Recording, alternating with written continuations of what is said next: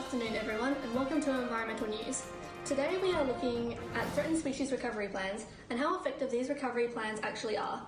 We will also be having a special guest on the show to see what they think about recovery planning.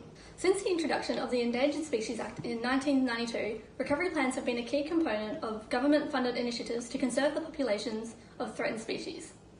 There have been many debates about the effectiveness of these plans, and recently there has been a move from individual species recovery plans to ecosystem-based planning.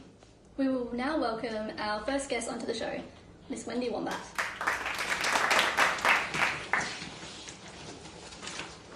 Pleasure to have you on the show, Wendy. Thanks for having me. Tell me a bit about yourself and your species.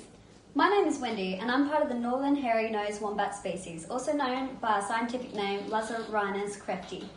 We are listed as critically endangered after the EPBC Act Criterion 2, and there are only 250 of us left in the wild. Very interesting. What do you believe are the threatening processes that have led your species to become critically endangered? Habitat degradation and fragmentation, as well as interspecific competition, are the big ones. However, we do rely heavily on summer rainfall to know when to breed, so climate change may become a huge issue for us into the future if we are unable to adapt. Speaking of adaptation, a lot of these problems appear to be human-induced. As a species that is critically endangered, it seems reasonable to assume that you have a recovery plan. No, we currently do not. Our recovery plan expired in 2016 and has not been updated since. We do have a conservation advice currently active, but with our population's numbers so low, it really isn't enough. Wow, I'm sorry to hear that. It really surprises me that a species that is critically endangered does not have a recovery plan in place. If you could offer a piece of advice to the Australian government in regards to recovery planning, what would it be? In my opinion, a big weakness in recovery planning is not only the absence of recovery plans for threatened species, but the lack of efficiency in updating expired recovery plans for species that are still threatened. What do you think about the move from individual species plans to more ecosystem-based plans?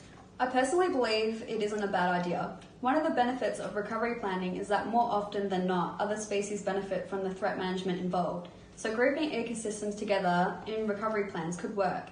However, there is the risk that by grouping based on ecosystems, each individual in the ecosystem has less funding allocated towards it, meaning it is tougher for individual populations to recover.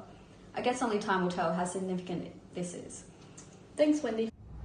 We have now seen an example of a threatened species that does not have a recovery plan and highlights the weaknesses within the government to keep threatened species recovery plans up to date. Wendy was also able to give us her opinion on what the strengths of recovery planning is and the pros and cons of moving towards a more ecosystem-based recovery plan.